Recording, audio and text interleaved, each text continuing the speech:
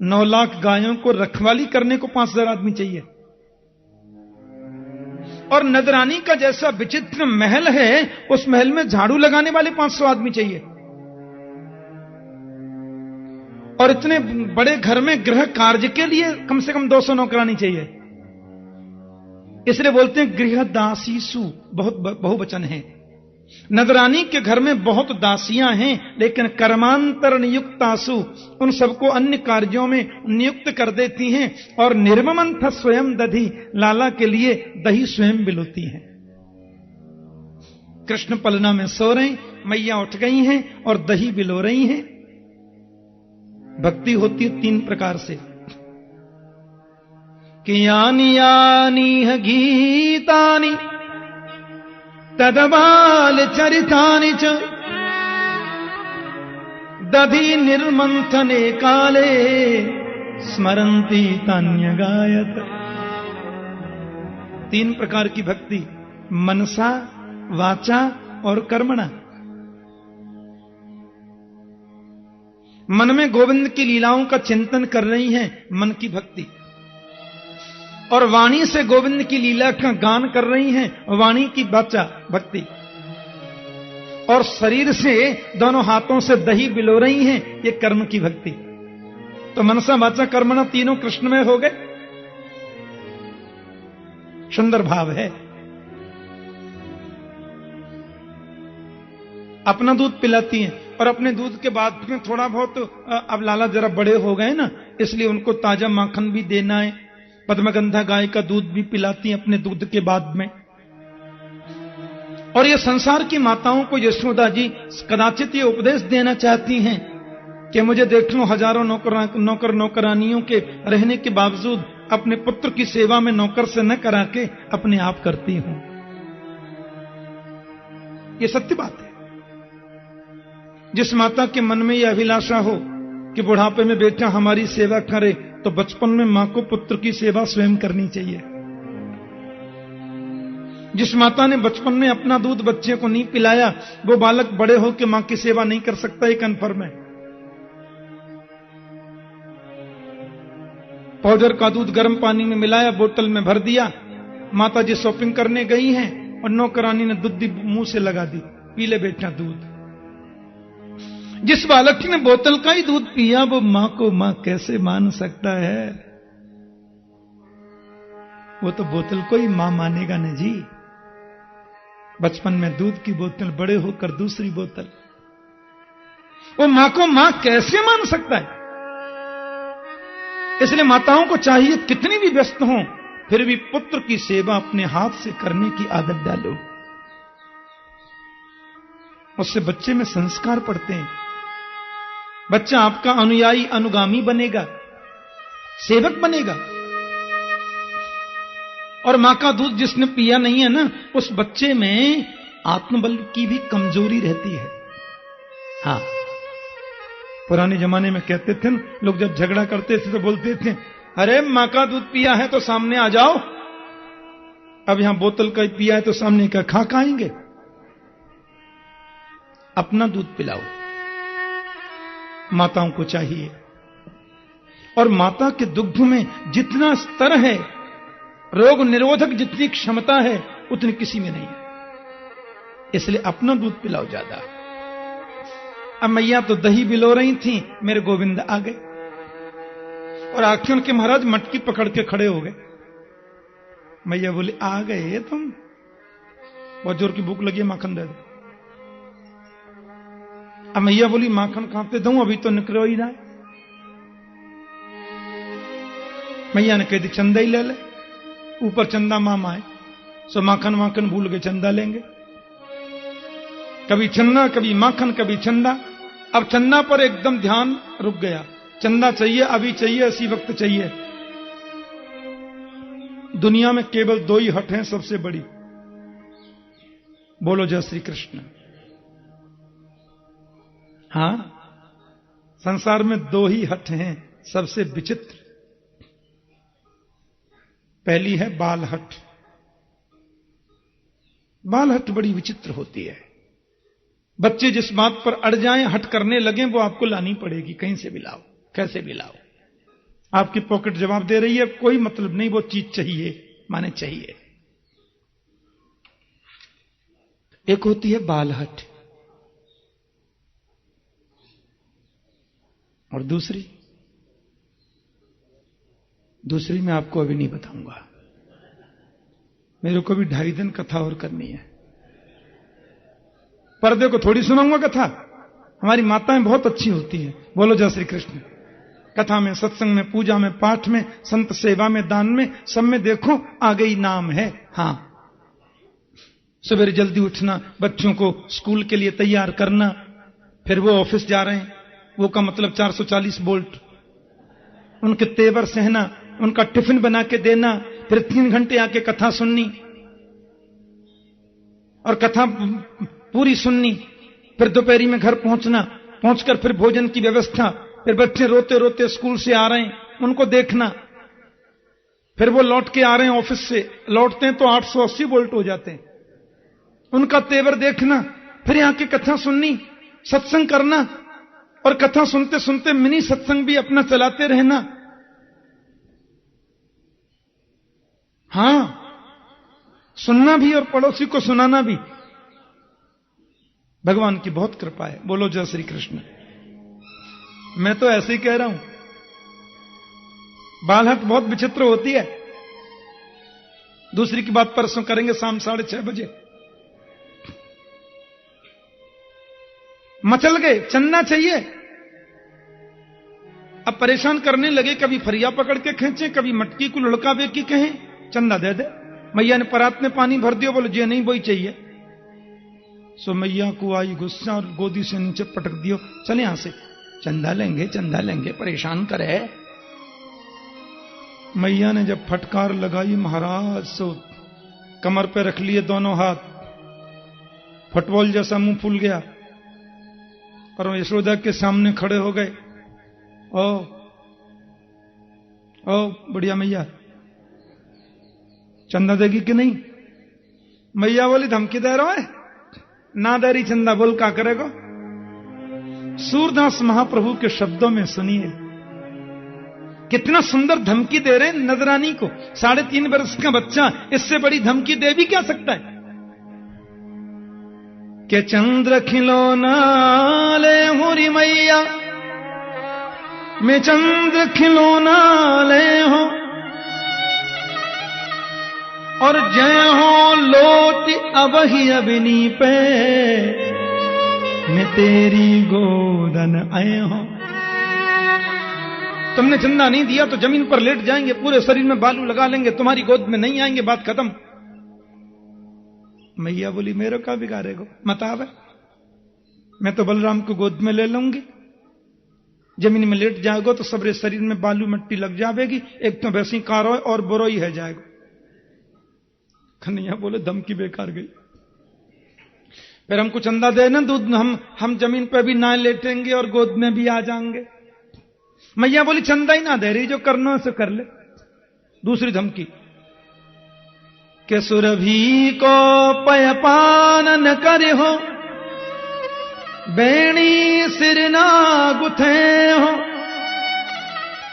तू हमको चुटिया को बहानों लगा के रोज दूध पियावे। जब कन्हैया दूध नहीं पीते तो मैया कहती लाला कटोरा भर के पूरा पी जाएगा ना तो चोटी लंबी है जाएगी। हाँ, पहले चोटी लंबी रखने का बड़ा शौक था लोगों को, क्योंकि हिंदुत्व की पहचान चोटी थी ना जी। तो कन्हैया क्या करते मालूम है, एक हाथ से कटोरा को दूध मुंह से लगा लेते, दूसरे हाथ से चोटी पकड़ लेते और कटोरा दूध खत्म करते बोलते हैं कब ही बढ़ेगी चोटी। कहती बार मोए दूध पीबत भे ये अजहू है छोटी। आज बोले हम सब जाने तू चोटी को बहानों लगा के हमको दूध पियावे। अब यदि चंदा नहीं दिया तो दूध पीना बंद, और तू हमारी बेणी गूथे, हमारे बालन में फूल लगावे, बेणी भी नहीं कड़वाएंगे। हाँ, और दूध भी नहीं पिएंगे। मैया बोली दूध ना पीवेगा तेरा पेट पीठ में लग जाएगा। कारो तो तू है ये बेटा, मैं तेरी बेणी गूथ के ने बालन को संवार के सुंदर से बनाऊं, ना गुथवावेगा तो मैं तो बलराम की बेणी गूथ दूंगी, मत आवे गोद में। फिर हमको चंदा दे देना, हम बैंडी भी गुथवा लेंगे, दूध भी पी लेंगे। मैया बोली चंदा ही ना दे रही, जो करना सो कर ले। तीसरी धमकी कितनी जबरदस्त दे रहे हैं। देख एक बात मेरे पास में ऐसी है, मैंने वो सुनाई दी नहीं तो कुछ चंदा देना ही पड़ेगा। क्या तो पहले चंदा दे दे, नहीं मैं हाल सुनाऊं। मैया बोली तो सबरी बात ने सुना दे, मैं ना दे रही। तीसरी धमकी कितनी जोर की दे रहे हैं, सुनिए। कि वह हो पूत, वह हो पूत नंद बाबा को, मैं तेरो सुत ना कहे हो। पूरे ब्रजमंडल के ब्रजवासियों की पंचायत बुला लेंगे। हाँ, और पंचायत में बीच में खड़े होकर कह देंगे, सुनो भैया, बाबा से हम तो बाबा के ही बेटा हैं, मैया के बेटा ना है। मैया पे तो हमारी कुट्टी है गई है। बस अब तो क्यों, यदि अपना बेटा बनाना तो हमको पहले चंदा दे दे, नहीं तू हमारी मैया नहीं, हम तुम्हारे बेटा नहीं। रूठ कर दरवाजे के पीछे, किवाड़ के पीछे खड़े हो गए। माता यशोदा ने देखा, रूठ कर परे को चले गए। मैया की आंखों में आंसू आ गए। अरे लाला, तू ऐसी तोतली वाणी बोले, कहीं तो को मेरी ही नजर न लग जावे। कि ढिंग बैठाई कहत नदरानी, तू बल दे वही ना सुने हो। अति कोमल चंदाहु से सुंदर, तो को नई दुल्हनिया ले हो। माखन से कोमल, चंदा से सुंदर, बलराम ते मत कियो, तेरे ताई एक नई छोटी सी बहू ले आऊंगी। बहू का नाम सुनते चंदा बंदा माखन फाकन भूल गए। अब तो बहू चाहिए और अभी चाहिए। मैया बोली कितनी बड़ी लाऊं, तू तो छोटा ही है। बोले इतनी ले आ, जब जेब मां जाओ करें गैया चराबे तो जेब में धल ले जाओ करें। मैया ने गुड़िया हाथ में दे दी। तोतली वाणी सुन रही थी गोपाल की। एक गोपी ने आके सूचना दे दी, नजरानी आप लाला से बातें करने में व्यस्त हैं, आपका दूध फन गया। तो क्या है कि नजरानी की गायों में एक गाय ऐसी है जिसका नाम है पद्मगंधा।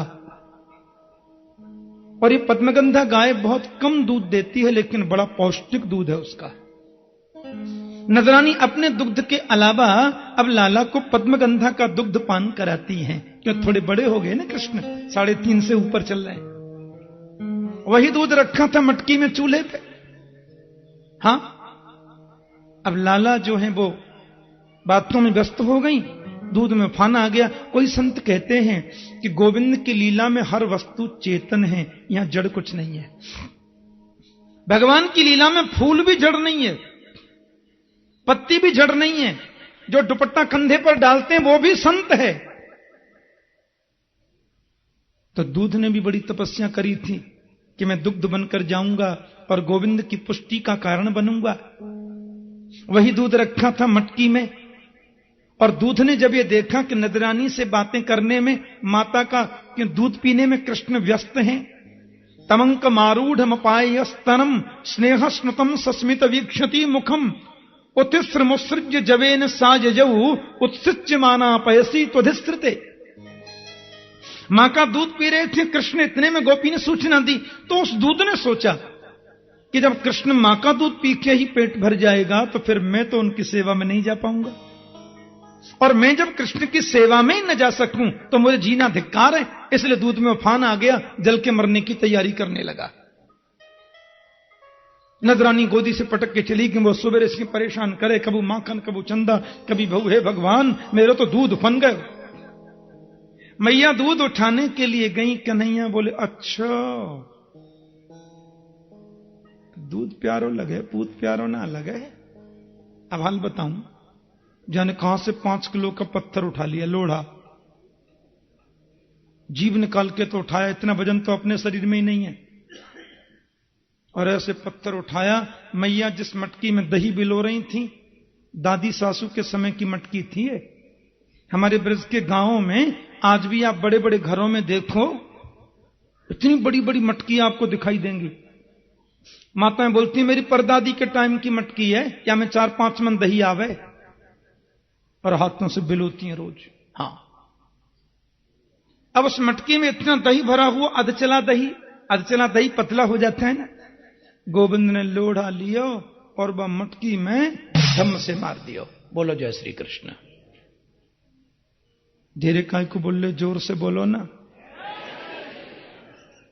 मटकी पूरी फूट गई और पूरे आंगन में दही फैल गए। कन्हैया बोले हम तो सोच रहे खाली आवाज करेगी, ये तो पूरी फूट गई और अब होगी पिटाई। तो सुखदेव स्वामी वर्णन कर रहे हैं, वो सुने कितना भाव है कि भित्वा मृषाश्रु दृशितमना रहो। मटकी फूटने के बाद में मृषाश्रु, मृषा माने झूठे, अश्रु माने आंसू। झूठे के आंसू कृष्ण बहाने लगे। आपको मालूम है झूठे के आंसू कैसे बहाए जाते हैं?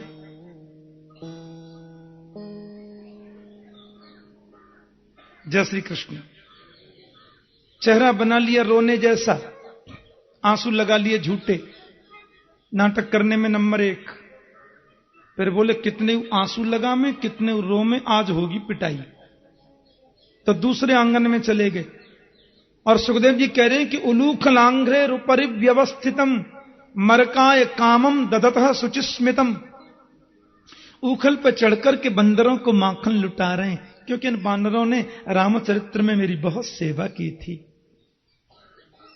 उत्तार्ज गोपी स्वश्रितम पय पुनः।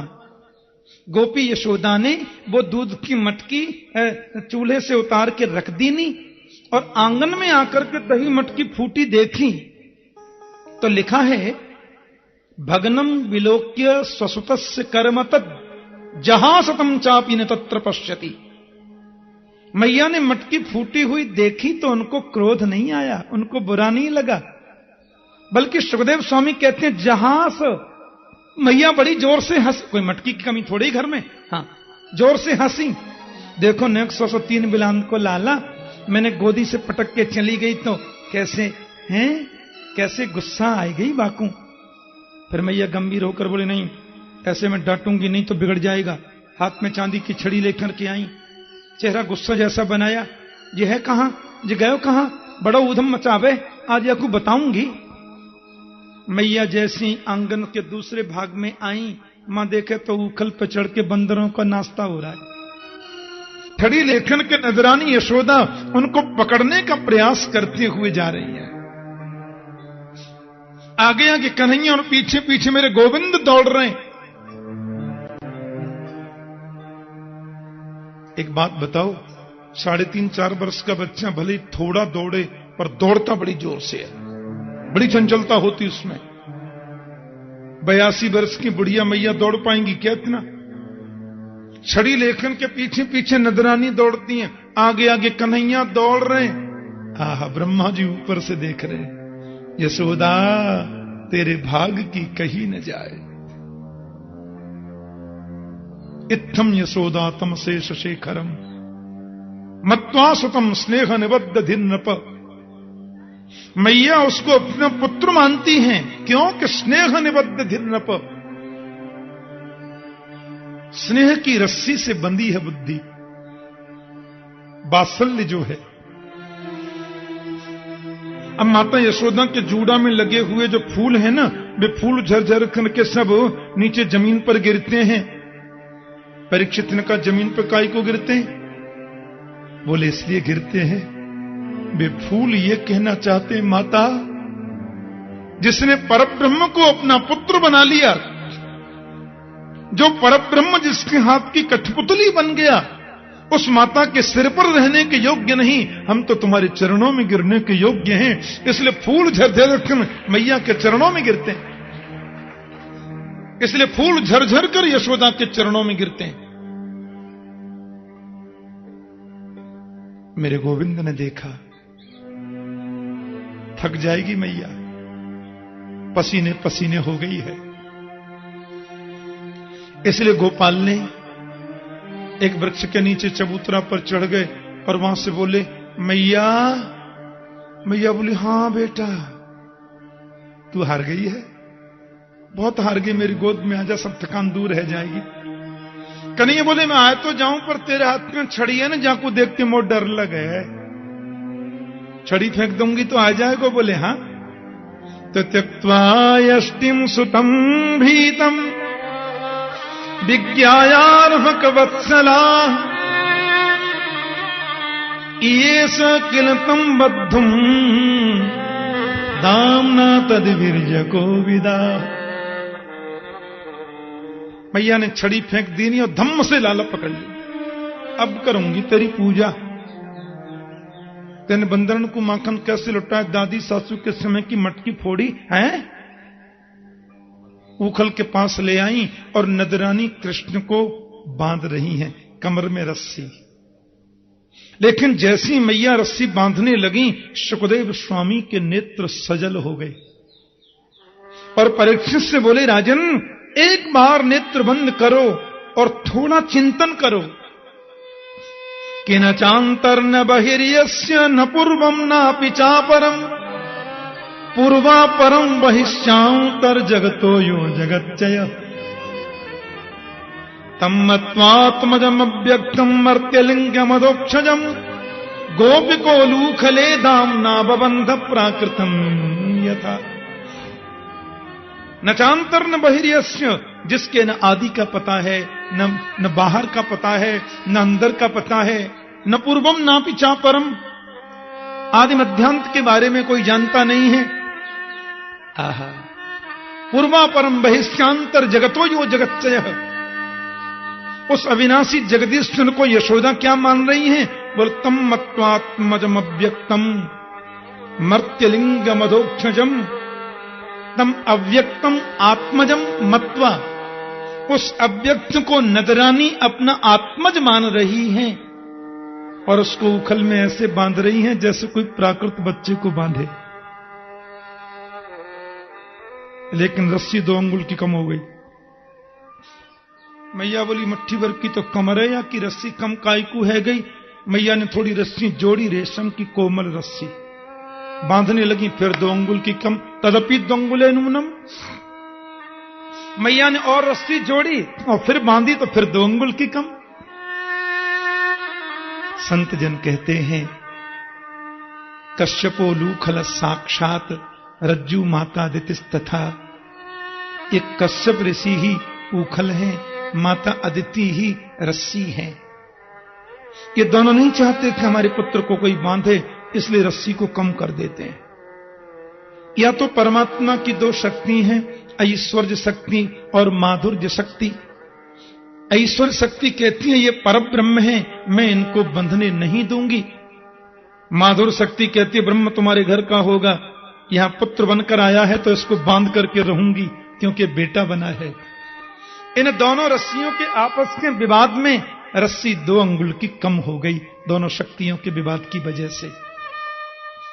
लेकिन भगवान सुखदेव कहते हैं, समातु शून्य गात्राय विस्त्रस्त्र कबरस्रज दृष्ट्वा परिश्रमम कृष्ण कृपयासीत स्वबंधने। अपनी माता को ज्यादा परिश्रमित जब कृष्ण ने देखा तो कृपा करके बंधन में बंध गए। वहां 2 वृक्ष खड़े थे, सब लोग जानते हैं कथा।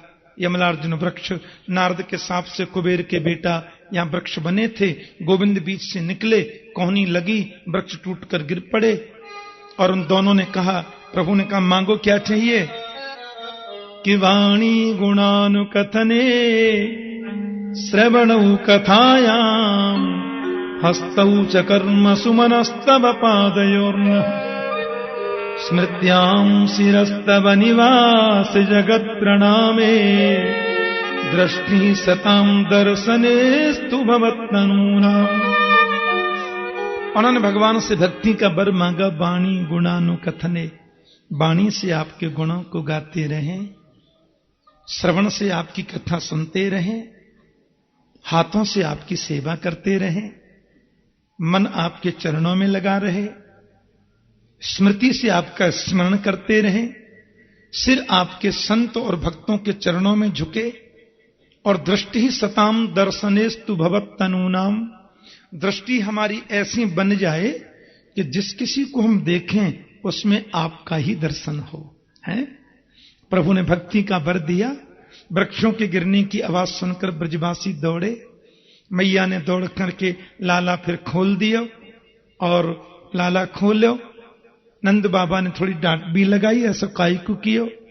फिर गोविंद को मैया ने गोदी में लिया, दूध पिलाया और कहानी सुनते सुनते सो गए। अब तो 3 बजे उठेंगे।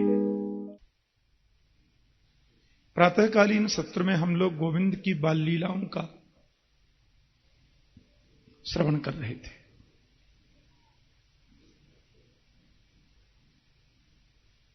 माता यशोदा की भावना का कौन वर्णन करे। सुखदेव स्वामी कहते हैं, राजन, कृष्ण बलराम खेलते खेलते दोनों बाहर निकल गए।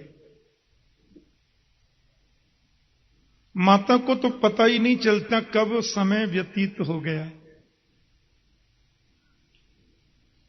अब खेलते हुए बाहर जब चले गए, मैया ने बड़ी ताजो माखन निकाल के रखियो और आज कन्हैया को जन्मदिन है। तो मैया बोली, रोहिणी से आप जल्दी जाओ और कृष्ण बलराम दोनों को बुला के लाओ कि आज बेटा तुम्हारा जन्मदिन है ना। उनके हाथ से ब्राह्मण भोजन कराने, संतन को पूजन कराने, कुल देवता की पूजा करनी है। रोहिणी जी गई। कन्हैया बलराम दोनों धूल मट्टी में जमुना किनारे सखान के संग खेल रहे हैं।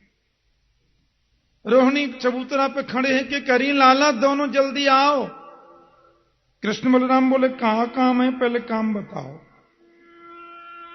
अरे बेटा, तुम्हारा जन्मदिन है, आकर के जल्दी स्नान करो, देव पूजन करो, पंडित जी को भोजन परोसो, गौ पूजन भी करना। तुम्हारा जन्मदिन है, जल्दी आके नहाओ। हम ना आ रहे। अरे बेटा, पूजन करना नहानो। बोले तुम ही नहा लो, तुम ही पूज लो। नहाने के नाम से बच्चे बहुत डरते हैं। रोहिणी वापस आ गई। यशोदा बोली, लाई का? बोले आम ही ना। कहा कही तुमने? हमने जो कही जल्दी चल के नहाओ। अरे नहावे को नाम चो लियो, खावे को चो ना लियो। देखो मैं आवाज लेके आऊं। मैया गई और जोर से बोली, कृष्ण कृष्णार विंदाक्ष तात एहि स्तनम पिब। अरे लाला, कन्हैया जल्दी आओ, बेटा बलराम जल्दी आओ, स्तन पान करो, मैंने सुंदर दूध रखो, बाकू पियो।